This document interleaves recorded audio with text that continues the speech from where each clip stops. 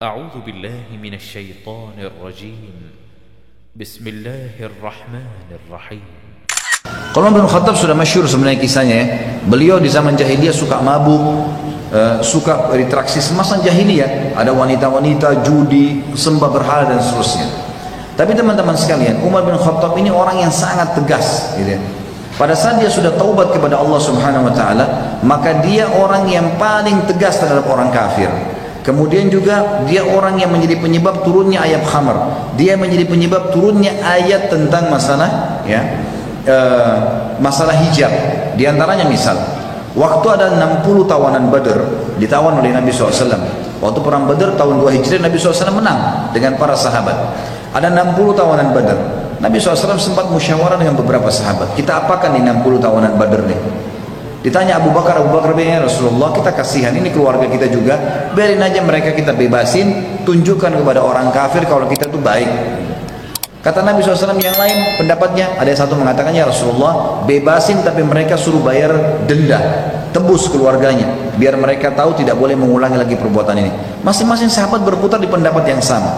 Ternyata waktu Umar bin Khattab ditanya, apa kata Umar pada saat itu? Ya Rasulullah, datangkan orang terdekat dari mereka, 60 orang ini, dengan saya, sepupu saya kah, kerabat saya kah, datangkan, saya tebas lehernya. Ya Rasulullah, datangkan kerabat terdekatnya Abu Bakar, suruh Abu Bakar tebas lehernya. Datangkan kerabat terdekatnya si fulan, tebas lehernya. Semua dibunuh nih. Kata Nabi SAW, kenapa hai Umar? Umar sebutkan alasannya, ya Rasulullah, 60 orang ini keluar dari Mekah, memang mau memerangi Islam. Kebetulan kita menang, kalau kita kalah kita sudah dibunuh sama mereka.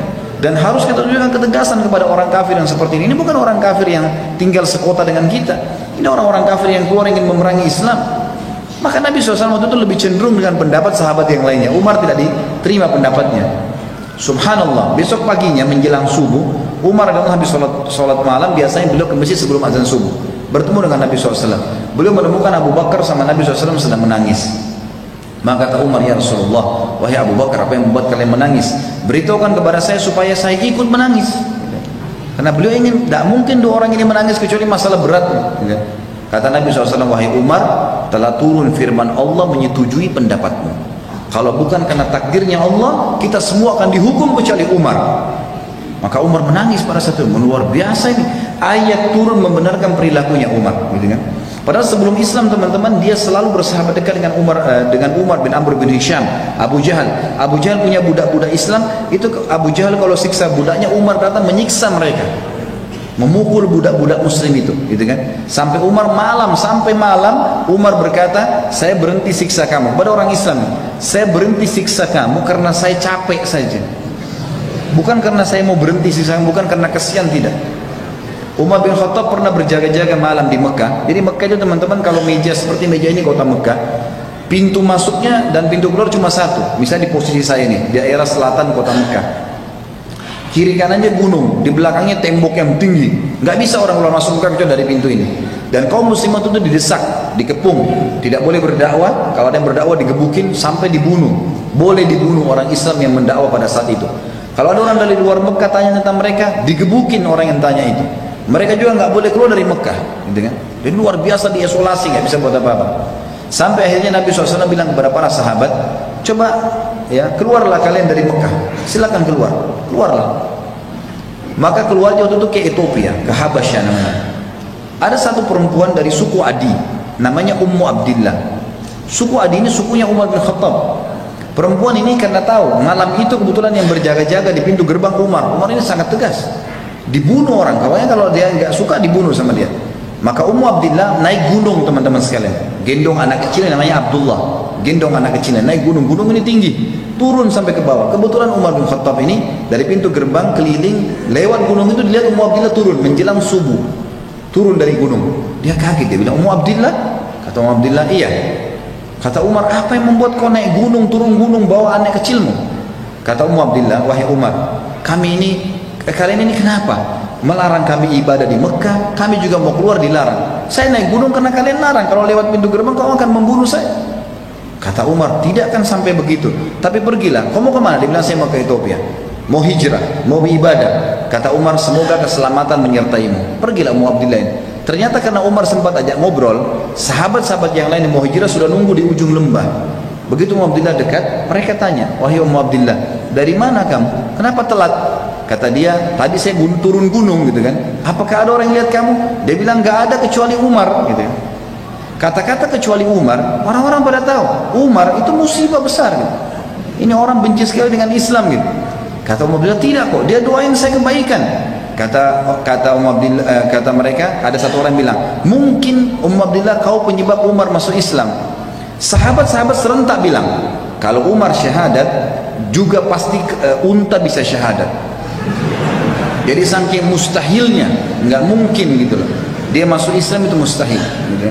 Apa yang terjadi teman-teman sekalian? Waktu Umar syahadat, dia masuk mau syahadat tersentuh hatinya baca ayat pertama sampai ayat 8 surah Thaha. Lalu dia masuk dengan baju perangnya. Nabi SAW pegang pundaknya, disentak.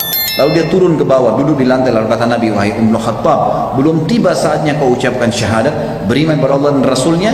Umar diam. 2 kali Nabi SAW sentak pundaknya dengan kuat, mengatakan, wahai Ibnu Khattab, belum tiba saatnya kau beriman kepada Allah dan Rasulnya.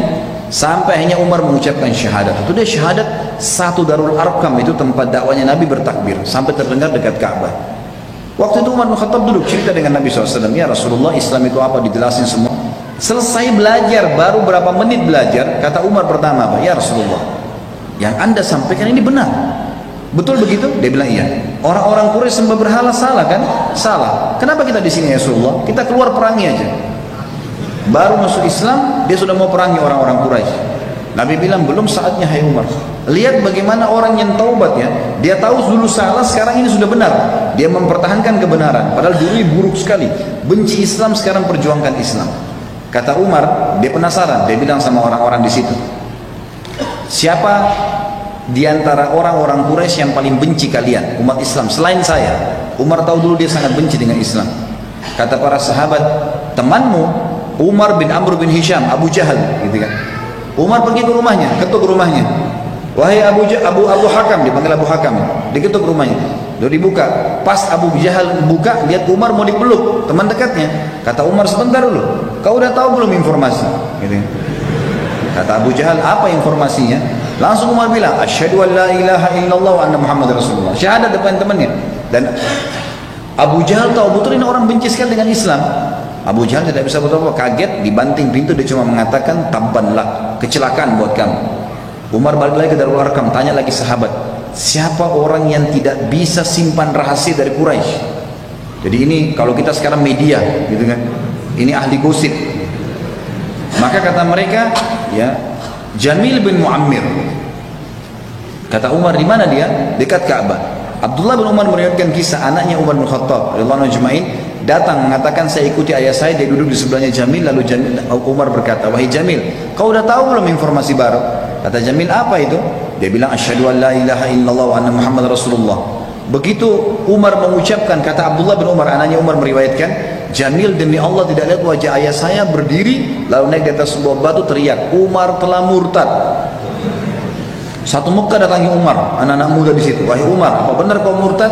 Kata Umar, tidak, tapi asyhadu an la ilaha illallah wa anna Muhammad Rasulullah. Syahadat. Ya, dengan maka mereka mengeroyoki Umar dari pagi sampai maghrib. Pagi sampai malam dikeroyokin Umar, sampai Umar sudah capek, ditangkap satu orang tokonya, didudukan di tanah, diduduk di dadanya, ditusuk matanya. Kata Umar, kalau kau tidak suruh mereka berhenti mengeroyoki saya akan butain matamu. Maka akhirnya orang ini mengatakan, hai lepasi Umar, karena Umar gila, dia akan butain mata saya. Dibebasin. Besok Umar datang habis mandi keliling Ka'bah, teriak lagi, asyhadu an la ilaha illallah wa anna Muhammad Rasulullah. Diiklankan Islam. Orang keroyokin dari pagi sampai terbenam matahari, berantem terus. Terus capek, tangkap tokohnya satu orang Quraisy, jatuhin di tanah, dudukin dadanya, ditusuk matanya. Kau tidak melepaskan mereka, tidak suruh mereka bubar, saya butain matamu. Suruh bubar. Hari ketiga begitu lagi. Hari keempat Umar syahadat, gak ada yang berani lagi. Sudah gak ada lagi yang melawan Umar. Jadi luar biasa. Waktu mau hijrah, dia teriak, pakai baju pedang, baju perangnya, bawa pedangnya, lalu dia tawaf. Orang-orang sudah tahu ini Umar berarti mau keluar nih, mau kemana? Semua, kata Abdullah bin Mas'ud, kami semua hijrah ke Madinah dalam kondisi sembunyi-sembunyi kecuali Umar. Setelah tawaf dia mengatakan, wahai Quraisy, siapa yang mau istrinya jadi janda, ya, dan siapa yang mau anaknya jadi yatim, maksudnya dia mati, temui saya di belakang bukit ini karena saya mau hijrah ke Madinah. Dan tidak ada yang menemui Umar radhiyallahu anhu. Jadi sebelum Islam kita lihat buruk sekali, kan gitu, buruk. Jadi teman-teman, kalau ada orang yang pernah membunuh, pernah mencuri, pernah berbuat kejahatan apapun, seburuk apapun, mana ada yang lebih buruk daripada perbuatan ini seperti ini. Tapi subhanallah setelah hijrah berbeda. Jadi bukan aib kita mengatakan iya ini aku sekarang, perubahan total. Umar dulu suka mabuk, lalu tiap hari dia berdoa, ya Allah turunkan ayat mengharamkan minuman ini, sampai turun ayat pengharaman khamr. Juga hijab, kata Nabi SAW, kata Umar kepada Nabi SAW, ya Rasulullah, di rumah anda sering bolak-balik laki-laki datang bertanya, gitu kan, bertamu bertanya. Kalau seandainya anda turunkan hijab antara anda dengan antara istri anda dengan tamu-tamu itu, maka turun ayat hijab membahas masalah itu. Ayat tentang jilbab, dan ada 13 kurang lebih ayat-ayat Al-Quran semuanya turun karena Umar radhiyallahu anhu. Dan beliau teman-teman sekalian sangat terkenal selain kekuatan imannya juga nasihat-nasihatnya. Contoh, Umar salah satu nasihat yang sangat menyentuh kalau misalnya membahas masalah taubat, dia bilang, jika engkau ingin mencelah, dia bilang setelah dia taubat dia membahasakan ini, jika engkau ingin mencelah pada seseorang, jika engkau menemukan celah pada seseorang dan engkau hendak mencacinya, maka cacilah dirimu dulu, karena celahmu lebih banyak darinya. Jika engkau ingin memusuhi seseorang, maka musuhilah perutmu dulu, karena tidak ada musuh yang lebih berbahaya bagimu selain perutmu. Jika engkau ingin memuji seseorang, maka pujilah Allah, karena tidak ada seseorang yang lebih dalam memberi ya kepadamu dan lebih lembut dan santun padamu selain Allah. Jika engkau ingin meninggalkan sesuatu, maka tinggalkanlah kesenangan dunia, karena bila engkau meninggalkannya maka engkau akan terpuji. Bila engkau mau bersiap-siap untuk sesuatu, maka bersiap-siaplah untuk mati, karena jika engkau tidak bersiap untuk mati, engkau akan menderita, rugi dan juga penuh dengan penyesalan. Bila engkau ingin menuntut sesuatu, maka tuntutlah akhirat, karena engkau tidak akan memperolehnya kecuali engkau mengejarnya. Ini kurang lebih masuk Islamnya Umar dan bagaimana kiprahnya.